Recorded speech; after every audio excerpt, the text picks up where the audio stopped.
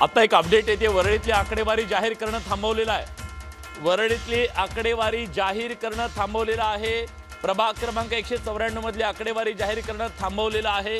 त्याचं कारण नेमकं काय माहित नाहीये, पण मुंबई शहर मध्ये ज्या प्रकारची लढत होतीये, निशिकांत शिंदे आणि समाधान सरवणकर, अतिशय प्रतिष्ठेची अशी ही लढत आहे वरळीमध्ये। या आकडेवारीच्या बद्दलचा काय नेमका घोळा आहे हे कळू शकलेलं नाहीये, पण मराठी बेल्ट मध्ये घनघोर अशा प्रकारची ही लढाई आपल्याला पाहायला मिळते। प्रत्येक फेरीमध्ये कोणीतरी पुढे कोणीतरी मागे अशा प्रकारे ही अटीतटीची लढत। निशिकांत शिंदे आणि समाधान सरवणकर यांच्यातली लढत ही अतिशय चुरशीची लढत मानली जात होती आणि त्यामुळेच आता मगातपासून आपण पाहतोय कल कुणी आघाडीवर आहे तर कुणी पिछाडीवर आहे। तिकडे प्रभाग क्रमांक 194 मध्ये निशिकांत शिंदे आणि समाधान सरवणकर यांच्यामध्ये सध्या सामना होतोय। वरळीमध्ये आकडेवारी जाहीर करणं थांबवलेला आहे। या क्षणाचे हे अपडेट आपण पाहतोय। वरळीमध्ये प्रभाग क्रमांक 194 मधील आकडेवारी जाहीर करणं सध्या थांबवलेलं आहे। आणि आता पुण्यामध्ये जाणार आहोत। पुण्यामध्ये भाजपची म्हणजेच भाजपनं 27 जागांवर आघाडी घेतलेली आहे तर राष्ट्रवादीनं 4 जागांवर आघाडी घेतलेली आहे। विलास, अजित पवार यांनी खूप ताकद तिथं पणाला लावलेली होती। 2 पवार काका पुतणे एकत्र आलेले होते। भाजप समोर आव्हान उभं करण्याचा त्यांनी प्रयत्न केला। सगळं काही मोफत देऊ असं त्यांनी सांगितलेलं होतं, म्हणजे प्रवासाच्या बाबतीत तरी टीचा प्रवास, सगळं मेट्रोचा प्रवास फ्री करू। पुणेकर काही भुलणारे नाहीयेत, पुणेकर त्या ह्याला भुलले नाहीत असं दिसतंय। प्रभाग क्रमांक 193 मध्ये हेमांगी वरळीकर आघाडीवरती आहेत। उबाठाच्या उमेदवार आहेत या हेमांगी वरळीकर सध्या 278 मतांनी आघाडीवर आहे। प्राजक्ता, ही आघाडी बघ तू, दोन्ही बाजूनी कधी हे आघाडीवर तर 100-200 ची आघाडी आहे, म्हणजे लढत किती काटेकी टक्कर आहे, किती काटेकी टक्कर आहे हे आपल्याला कळतंय। आणि मनसे इथं महत्त्वाचा ठरणार आहे, कारण आतापर्यंत मनसेमुळे मतांचं विभाजन होत होतं। मतांचं विभाजन टाळण्यासाठी मनसे महत्त्वाची भूमिका वठवताना आपल्याला पाहायला मिळेल का? खरं, ज्या पद्धतीनं खरं तर ठाकरे बंधूंनी सभा घेतल्या, राज ठाकरेंनी भाषणं केली, टाळ्या मिळाल्या, चर्चा झाली, वावा मिळाली, मात्र त्याचं रूपांतर आता मतांमध्ये होतंय का हे आज स्पष्ट होणार आहे। आघाडी पिछाडी सध्या सुरू आहे। प्रभाग क्रमांक 193 मध्ये हेमांगी वरळीकर सध्या आघाडीवर आहेत। शिवसेना उद्धव बाळासाहेब ठाकरे गटाच्या त्या उमेदवार आहेत आणि त्या सध्या आघाडीवर आहेत। तर पुण्यामध्ये भाजप आता 31 जागांवर आघाडीवर असल्याचं कळतंय। 31 जागांवर मुसंडी भाजपनं घेतलेली आहे। खरं तर पुण्यामध्ये राष्ट्रवादी देखील सध्या 5 जागांवर आघाडीवर आहे। राष्ट्रवादीने आव्हान निर्माण करण्याचा प्रयत्न केला, पण पुणेकरांनी फारसं त्यांना स्वीकारलेलं सध्या तरी दिसत नाहीये। ज्या प्रकारची घोडदौड भाजपची सध्या पुण्यामध्ये दिसते, पिंपरी चिंचवडमध्ये सुद्धा अशीच काहीशी परिस्थिती आहे। अजित पवार यांनी तो बालेकिल्ला परत खेचून आणण्यासाठी प्रयत्नांची शर्थ केली, ठाण मांडलं, आणि पण तरी सुद्धा भारतीय जनता पक्षावर पुणेकरांनी जास्त विश्वास दाखवल्याचं आपल्याला या आकड्यांवरून तरी दिसतंय।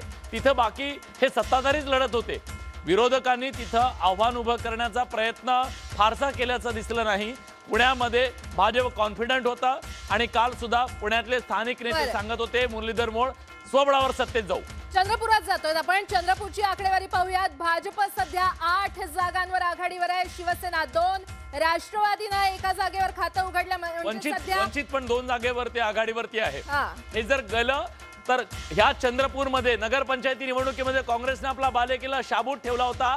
चंद्रपूरमध्ये भाजपच्या अंतर्गत वाद होते आणि आता आकडे बरोबरीचे दिसतात। तिथेच भाजप काँग्रेसला पुन्हा भेद देऊ शकते असं वाटतंय, कारण अगदी अटीतटीची ही लढत। भाजप 8 जागांवर आघाडीवर आहे तर काँग्रेस 9 जागांवर आघाडीवर आहे। चंद्रपुरातले हे आकडे आपण पाहतोय।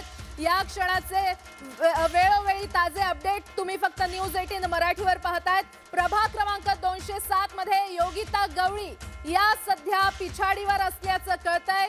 प्रभाग क्रमांक 207 मध्ये रोहिदास लोखंडे हे आघाडीवर आहे आणि योगिता गवळी या पिछाडीवर सध्या असल्याचं पाहायला मिळतंय। अगदी काटेकी टक्कर, अटीतटीची ही लढत, मोठ्या प्रमाणात आघाडी पिछाडी असा सामना सुरूच आहे। योगिता गवळी या सध्या पिछाडीवर आहेत। तर तिकडे चंद्रपूरमध्ये भाजपनं 8 जागांवर मुसंडी घेतलेली आहे. काँग्रेस 9 जागांवर सध्या पुढे आहे, आघाडीवर आहे आणि भाजप त्याच्या पाठोपाठ 8 जागांवर भाजपनं आघाडी घेतली आहे. काँग्रेसचे 9 जागांवर उमेदवार सध्या आघाडीवर असल्याचं कळतंय. मात्र ही आघाडी भाजप आता छेदतंय का ते पाहणं महत्त्वाचं ठरणार आहे. तर तिकडे शिवसेना उभाठा 5 जागांवर सध्या आघाडीवर आहे. एक गोष्ट सातत्यानं आपल्याला ही सांगायला हवी, एक्झिट पोलच्या नंतर आलेली ही आकडेवारी मुंबईच्या बद्दलची जी आहे ती एक्झॅक्ट ठरते का? कारण ज्या प्रकारचे आकडे दिसत आहेत सध्या तरी एक्झिट पोलनुसारच आपल्याला महायुतीकडे दिसतोय. पण ज्या प्रकारची टक्कर ठाकरे ब्रँड भाजप आणि शिवसेनेच्या युतीला मुंबईमध्ये देतोय, लातूरमध्ये काय होत आहे तर जे अपेक्षित होतं तेच होत आहे. लातूरमध्ये वंचित बहुजन आघाडी आणि काँग्रेसची युती झाली होती. काँग्रेस आणि वंचित आघाडी तिथं पुढे आहे. वंचित 3 जागांवर, काँग्रेस 8 जागांवर. भाजपचे प्रदेशाध्यक्ष रवींद्र चव्हाण यांनी केलेलं ते एक वक्तव्य विलासरावांचं नाव पुसण्याच्या बद्दलचं कदाचित लातूरकरांना ते रुचलेलं नाहीये. जरी दिलगिरी व्यक्त केली तरी तीच नाराजी त्यांनी मतांमधून दर्शवली असं म्हणूया. कारण भाजप काँग्रेसला कदाचित तिथे लॉटरी लागू शकते. खरं तर काँग्रेसच्या तिथं काम फारसं काही नव्हतं लातूरमध्ये, विकास कामं काही नाही. पण भावनेच्या लाटेवरती स्वार होऊन कदाचित भाजपला तिथं फटका त्या सगळ्याचा. कोल्हापूरकर म्हणत होते आमचं ठरलंय. काय ठरलंय कोल्हापूरमध्ये? तर भाजप सध्या 18 जागांवर आघाडीवर असल्याचं कळतंय आणि काँग्रेसनं मुसंडी घेतलंय. काँग्रेस 21 जागांवर कोल्हापूरमध्ये आघाडीवर आहे. सतेज पाटलांच्या अस्तित्वाची ही लढाई. सतेज पाटील यांनी सांगितलं की मला घेरलं गेलंय, मी विरुद्ध सगळे. सहानुभूतीची लाट त्यांच्या बाजूला उभी राहते का हे पाहावं लागेल. कोल्हापूरचा गड काँग्रेस राखतं का हे पाहणं महत्वाचं आहे. दुसरा गड आहे काँग्रेसचा बघा, लातूर नंतर कोल्हापूर आणि तिकडे चंद्रपूर. हे 3 सध्या काँग्रेस आघाडीवरती दिसतंय. म्हणजे शिवसेना विजय लिपारे हे पिछाडीवरती आहेत. आणि आता हे मुंबईतले अपडेट आपण पाहतोय. तर शिवसेनेचे विजय लिपारे सध्या पिछाडीवर आहेत. तर रमाकांत रहाटे 1,500 मतांनी आघाडीवर असल्याचं कळतंय. कुठेतरी ठाकरे बंधूंच्या सभा झाल्या, भाषणं झाली, त्याचा फायदा कुठेतरी होतोय. मुंबईच्या वॉर्ड क्रमांक 1 मधून फोरम परमार आघाडीवरती. सातत्यानं हे बदलतंय. काँग्रेसच्या शीतल म्हात्रे पिछाडीवरती. याचा अर्थ जे दिसत होतं ग्राउंडवरती, जे आम्ही तुम्हाला सांगत होतो, मुंबईमधली लढाई घनघोर आहे. अतिशय अटीतटीच्या ह्या लढती होत आहेत. 100-200 इतक्या आघाडी पिछाडीनं या जागा आपल्याला मागे पुढे जाताना पाहायला मिळतात. काँग्रेसच्या शीतल म्हात्रे सध्या पिछाडीवरती आहेत. तर पुन्हा एकदा आपण हे अपडेट पाहूयात. परभणीमध्ये ठाकरेंची शिवसेना सध्या 6 जागांवर आघाडीवर आहे. परभणी, तिकडे भाजप 4, राष्ट्रवादी 3 जागांवर आघाडीवर आहे. आणि परभणीमध्ये ठाकरेंची शिवसेनेनं सध्या मुसंडी मारलेली आहे. 6 जागांवर आघाडी घेतलेली आहे. तर भाजप सध्या 4 जागांवर आहे आणि राष्ट्रवादी 3 जागांवर राष्ट्रवादीनं आघाडी घेतलेली आहे. तर सातत्यानं हे आकडे सुद्धा बदलत आहेत आणि आकडे 29 महानगरपालिकांचे अक्षरशः पाऊस पडावा तशा पद्धतीनं ब्रेकिंग आपल्यापर्यंत येऊन धडकत आहेत.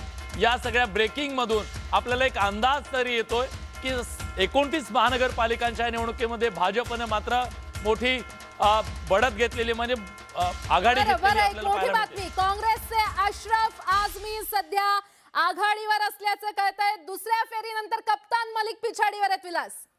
आणि निश्चितपणे जर कप्तान मलिक पिछाडीवर जाणं म्हणजे नवाब मलिकांसाठी हा किती मोठा धक्का असू शकतो. त्यांच्या कुटुंबातले 3 जणांना उमेदवारी देण्यात आली होती. तर तिकडे पुण्यामध्ये पुणे पालिकेत शिवसेनेचे आबा बागुल सध्या पिछाडीवर आहे. जे बरेच चर्चेत राहिले होते ते सध्या पिछाडीवर असल्याचं कळतंय. पुणे पालिकेमध्ये शिवसेनेचे आबा बागुल पिछाडीवर आहेत. शिंदेच्या शिवसेनेनं पुण्यामध्ये वेगळी चूल मांडण्याचा प्रयत्न केलेला होता. त्यात त्यांना किती यश येतं हे पाहावं लागेल. पण मुळातच शिवसेनेची स्थिती ही पुण्यामध्ये फारशी काही चांगली नव्हती. पण या निवडणुकीमध्ये ते काही करिश्मा करतात का, गोळाबेरीज करण्याचा प्रयत्न तरी त्यांनी केला होता. नागपूरमध्ये 45 जागांवर भाजप आघाडीवर. क्लीन स्वीप कदाचित तिथं मिळू शकेल असा अंदाज होता. पण काँग्रेसनं ही 22 जागांवरती तिथं आघाडी घेतलेली आहे. म्हणजे पूर्णपणे व्हाईट वॉश आहे असंही नागपुरात नाहीये. काँग्रेस असा पक्ष आहे काँग्रेस असा पक्ष आहे जो आजही त्यांचे मतदार, त्यांचं विचारधारा तो टिकून आहे. खरं. तो संपला असं किती वाटत असलं तरी बघ तू, चंद्रपूरमध्ये ते आहेत, कोल्हापूरमध्ये ते आहेत, लातूरमध्ये ते आहेत, नागपूरमध्ये 22 जागांवरती ते आहेत, बरं. मुंबईमध्ये सुद्धा ते आता नवी आपल्याला मुंबईमध्ये दिसतात. जाऊयात. नवी मुंबईमध्ये वॉर्ड क्रमांक खरं तर 16 मधून भाजप सध्या आघाडीवर आहे. म्हणजे गणेश नाईक जिथे जातील तिथे नवी मुंबईची सगळी पब्लिक जातील असं ठरवलेलं दिसतंय.